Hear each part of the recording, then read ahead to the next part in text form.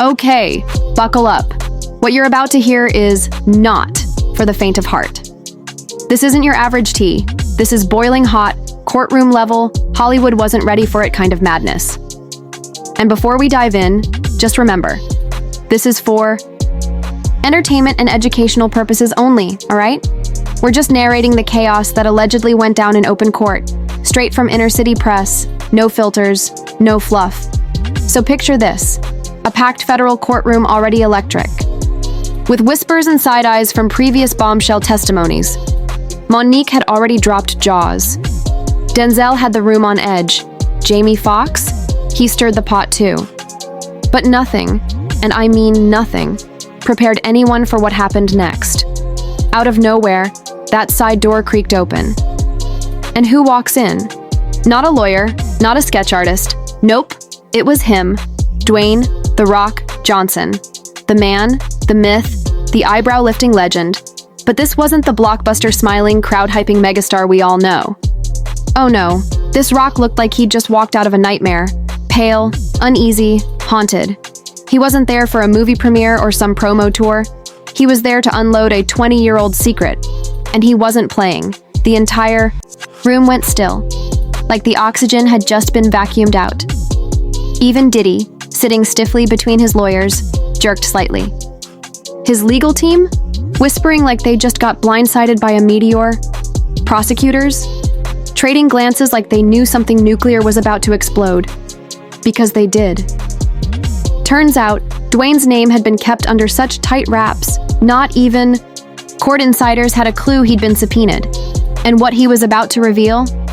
Baby, it wasn't just career stuff. This was dark. This was personal.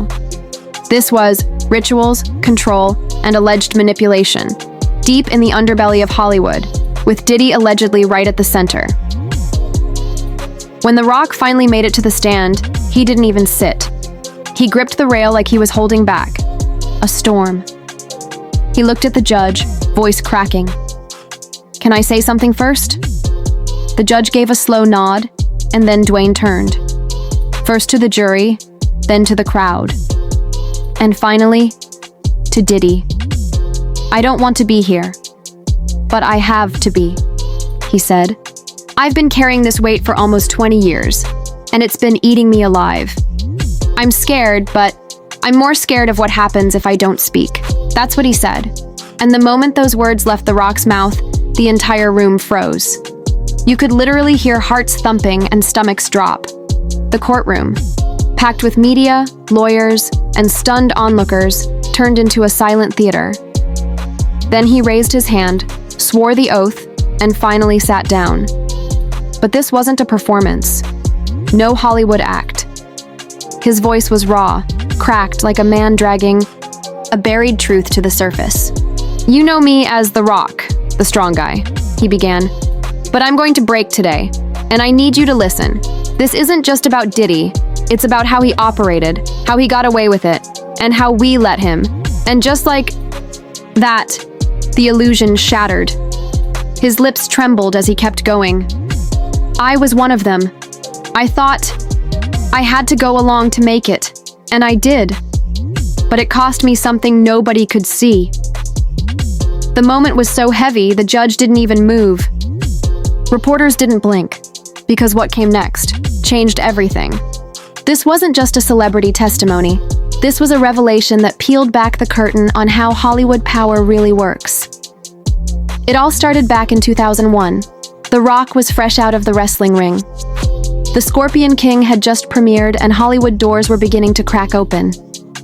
But according to him, that's when Diddy slid in, wearing the mask of a mentor.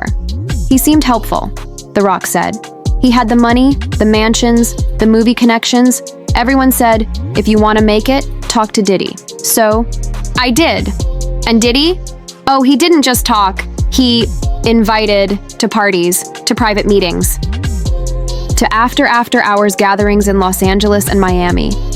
At first, it was all glitz and glam. Champagne flutes, casting directors, producers, smiles. But then, things shifted. The Rock said it started feeling less like networking, and more like a series of tests. Diddy would look at me and say, "Are you ready for greatness?" Would you bleed for it? The Rock laughed it off the first time. But Diddy? He wasn't laughing. Then came the favors. Not business meetings. Not film readings. No. Diddy started requesting appearances at weird hours, like a private gathering at 2:13 a.m. in some gated estate in Bear, Florida. He told me, "That's when real decisions get made," The Rock said. So he went, alone. He arrived to an empty room, dimly lit, no music, no people, just silence, for over an hour. Until 3 silent men in tailored black suits walked in. No greetings, no introductions, just stillness, like a secret society waiting for its leader. And when Diddy finally entered, the atmosphere changed. He dimmed the lights and then his voice started playing on a loop through hidden speakers. The Rock said, "Are you worthy? Are you ready? Would you eat what I feed you?" Over and over again. At first, The Rock tried to laugh it off, chalking it up to Hollywood weirdness. "I told myself it was just artsy and motivational," he admitted. But deep down, I knew something was off. And just when the room was trying to make sense of it, you think you know Hollywood. But what if I told you, your favorite action hero, the guy who stood for strength and success, once sat in a candlelit room, staring at a plate of raw monkey brain, and had no choice but to eat it? The courtroom was silent. The jury couldn't blink. Because The Rock, yes, The Rock, just said the words no one expected. This is the part I've never told anyone. Not my wife, not my friends, not even my therapist. And what followed wasn't just a confession, it was a shattering of Hollywood's ugliest secrets. It started with an invitation, private meeting, secret location outside LA. The Rock was hesitant. "I wanted to say no," he told the jury. But his publicist whispered, "This could change your life." And it did. Just not how he expected. He was blindfolded, driven in silence, no idea where he was going. When he arrived, 2 men in dye. Suits, black cloth on the walls, red lanterns, and in the center, Diddy, laughing, holding a glass of something thick and oily. Then came the tray. And the smell. Monkey brain, still steaming. No seasoning, just raw tissue. "Everyone who's made it, ate," Diddy said. "Everyone who didn't, disappeared." The Rock froze, tried to laugh, but nobody else did. Then Diddy leaned in close. "Hollywood's not about talent, it's about obedience." And The Rock, he obeyed, he cried on the stand, told the court, "I don't remember the taste, just the sound, the room laughing, the chewing, then silence." After that, he said he was treated like one of them. He got movie offers, roles he never even auditioned for. But there were rules. If Diddy wanted you out, you were done. He once skipped a Diddy party, and just like that, a studio dropped him overnight.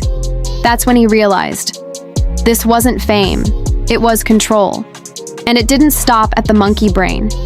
There were desert retreats with no windows, no phones, chants, strange scripts, food at random hours. It felt like training. But not for acting, for obedience. The Rock said, fear was loyalty, pain was progress. He thought he was crazy, until he saw other stars in the hallway. No words, just a look, like they were all trapped in the same bad dream. Then came the breaking point, a party in the hills, not just another industry event, but something darker.